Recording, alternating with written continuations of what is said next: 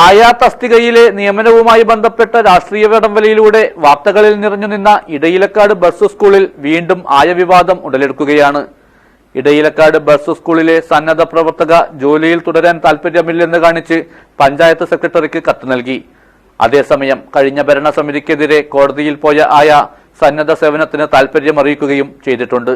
This news sponsored by Emmanuel Silks, Kanhangad, Kannur and Thrissur. പഴയ UDF ഭരണസമിതി നിയമിച്ച ആയയെ പിന്നീട് വന്ന LDF ഭരണസമിതി തഴഞ്ഞെന്ന പരാതി ഉയർന്നതോടെയാണ് ഇടയിലക്കാട് ബസ് സ്കൂൾ ആയ നിയമനം വിവാദത്തിലായത്.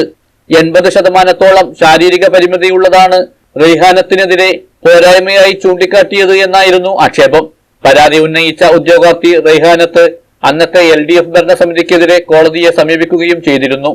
ഇതേ തുടർന്ന് ബസ് സ്കൂളിന്റെ പ്രവർത്തനം തടസ്സപ്പെടാതിരിക്കാൻ സ്വയം സന്നദ്ധയായി എത്തിയ നളിനി എന്ന ആയയാണ് ഇപ്പോൾ ജോലിയിൽ തുടരാൻ താൽപര്യമില്ലെന്ന് കാണിച്ച് പഞ്ചായത്ത് സെക്രട്ടറിക്ക് കത്ത് നൽകിയത്.